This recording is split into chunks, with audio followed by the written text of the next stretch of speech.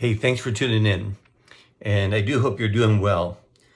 As we go through the book of Job, we've gone through 19 chapters already, and it seems like there's a consistent standard or way of approaching it where one of the friends speaks and analyzes why Job is going through these problems. And then Job gives his long defense. So in chapter 20, Zophar comes to Job and he has decided that it's obvious that the wicked suffer. He says, I have censure that insults me, and out of my understanding his spirit answers me. Do you not know this of old? Since man was placed on the earth, that the exalting of the wicked is short, and the joy of godless but for a moment. Though his height mounts up to the heavens and his head reach to the clouds, he will perish forever like his own dung. Now, that's quite the insult to get to your friend who's suffering. But he sees a stubbornness in Job and not in himself. He says, Job, it's obvious to everyone that the wicked suffer. Now, we know that there is a suffering for the wicked. There is a eternal punishment.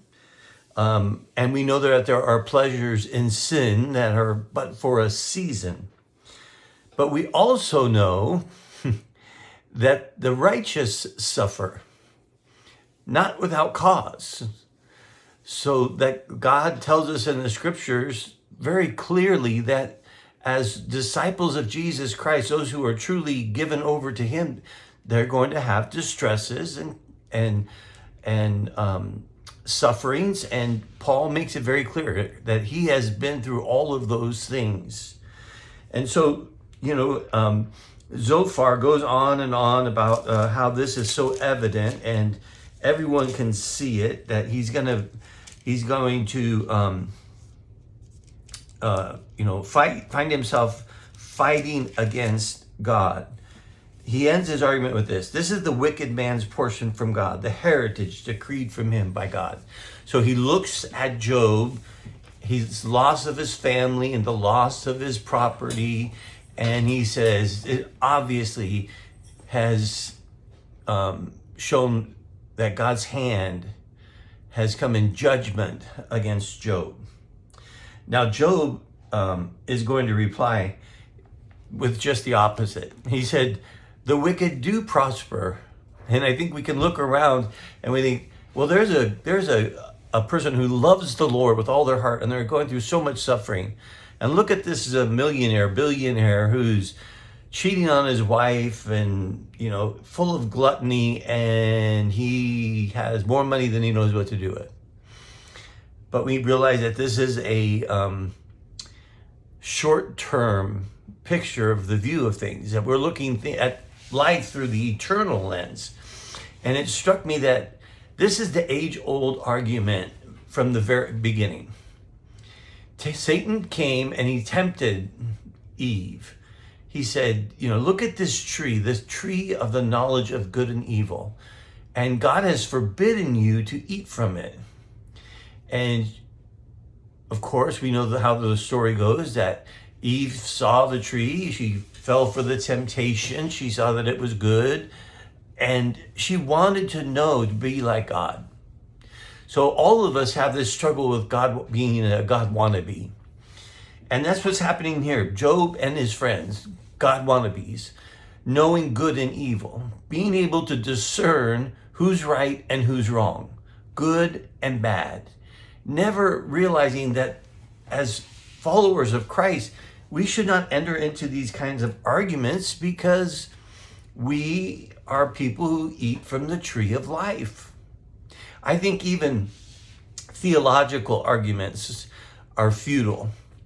We don't preach people into the kingdom. We love people into the kingdom. People's minds aren't changed by losing the argument. people's lives are changed and hearts are transformed when they experience the love of God, and that they may experience that through each of us. Job goes on, he goes, after I have spoken, mock on. He saw their counsel not as a friend, but just a mocking of him. He says, why did the wicked live, reach old age, and grow mighty in power? And no rod of God is upon them. He asked this question. Well, if you're true that God punishes the wicked and my suffering is a result of my wickedness, he says, then why did the wicked prosper?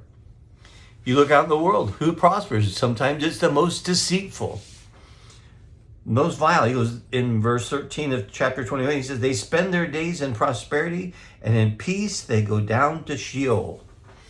Sheol is a Hebrew word that is used for the grave or the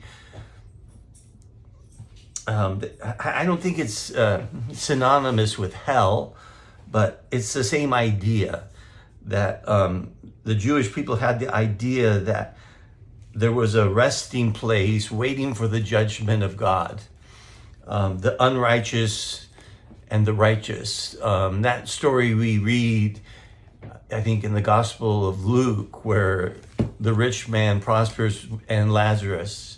The rich man is in suffering, and he sees over and calls for Abraham to send him Lazarus with some water.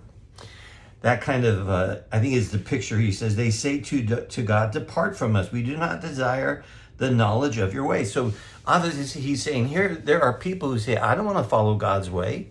I don't want to know. I'm going to do my thing and I'll prosper.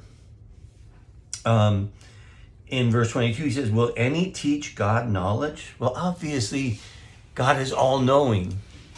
And sometimes we make this huge mistake living from the tree of knowing good and evil that we even think we can instruct God. One dies in his full vigor, being wholly at ease and secure. His pail is full of milk, and the marrow of his bones moist. Another dies in bitterness of soul, never having tasted of prosperity.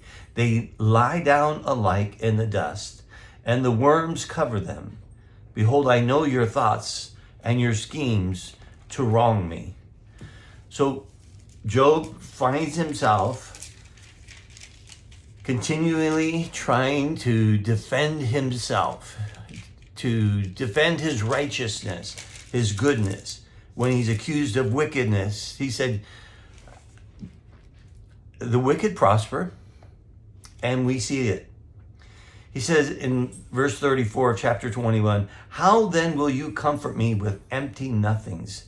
There's nothing left of your answers but falsehoods. So you can see the bitterness beginning to build up in Job's heart. So let's remind ourselves. Let's be careful that we don't make arguments to justify or to come to conclusions, would be a better way, of why people suffer. We know that Paul suffered greatly for the gospel. We know that the original 12 apostles, Judas the traitor, took his own life. All the rest of them died as martyrs, except for John, who died in exile. Was it because they were not righteous? Was it because they were wicked? No. They counted it an honor to suffer for the name of Christ. So when we see someone who's suffering, let's come alongside and encourage them.